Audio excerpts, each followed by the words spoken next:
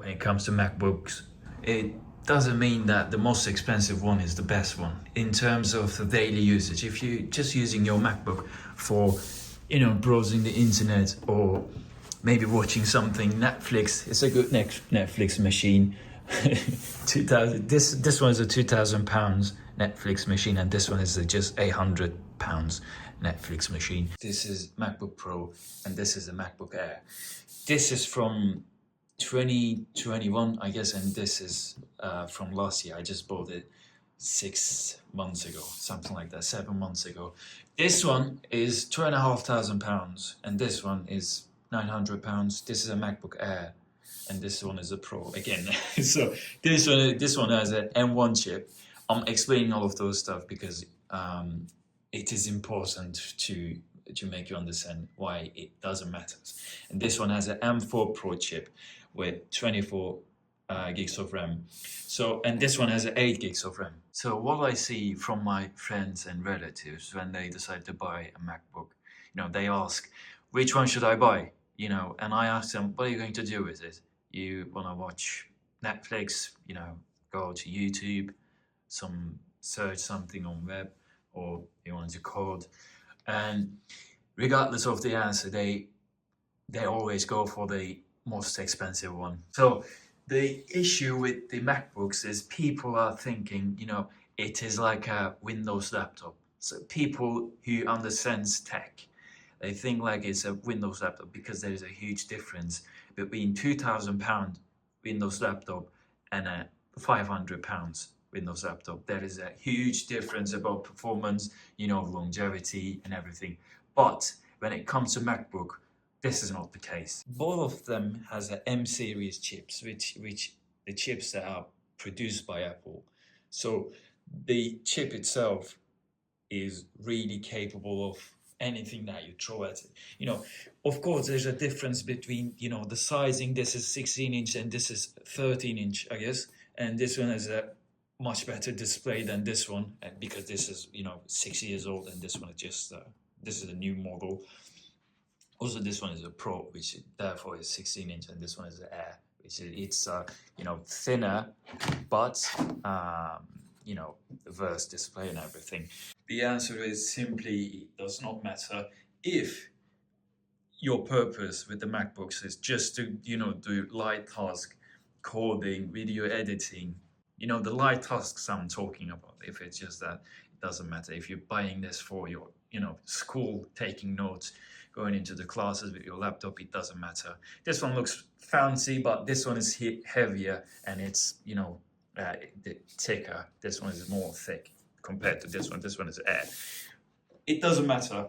Just buy the cheapest one. If you just want to watch something online, go into internet, it doesn't matter.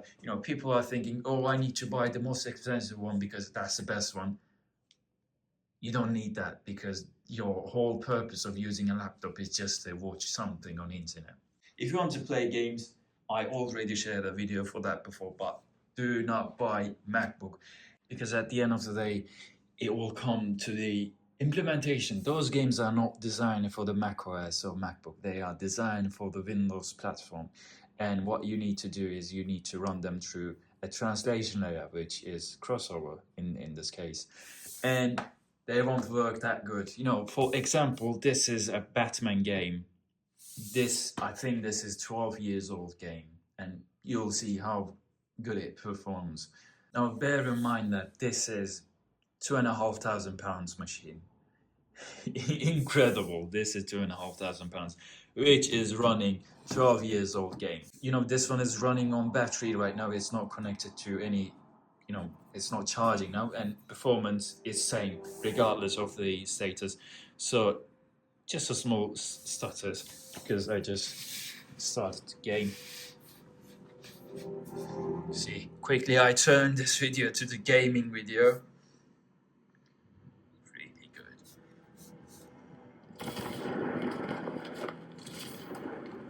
Performance is really good. I think it's solid 120 FPS.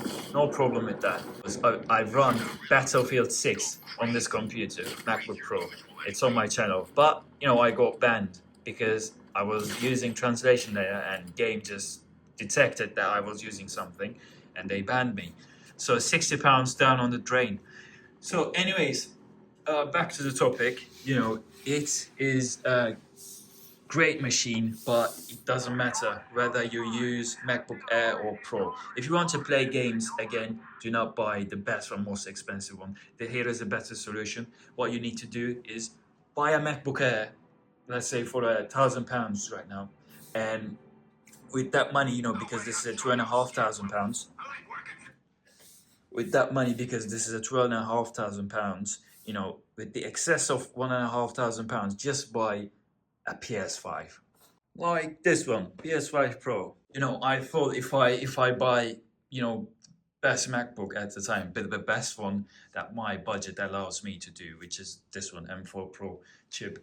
I thought that I can play any game through crossover. Not any games, obviously, but I can play games that I want really good through crossover, which I can. I'm not complaining on that part.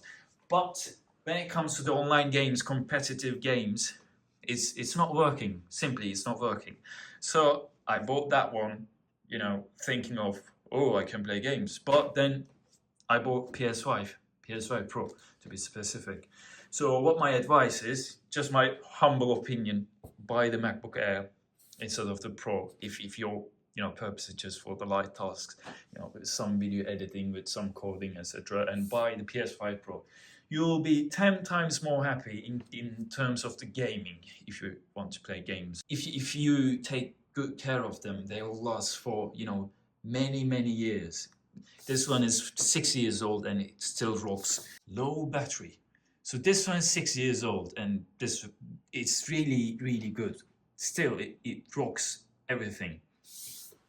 Of course, I'm not coding or doing anything on that one now, but like I said previously, I coded a full iOS program on the MacBook Air. It's a bit slow, but no problem. I just saved. Not saved, but for an example, you can save up to £1,500 with MacBook Air instead of the Pro. So thank you for watching, guys. I'll upload more videos. I give a 2 months break, but now I'm back. So if you want to see more of my content, which is a great content, I think, isn't it? Batman on the background. You can subscribe. I'll share more videos, more good stuff, more Batman, hopefully. And see you in the next one. Cheers.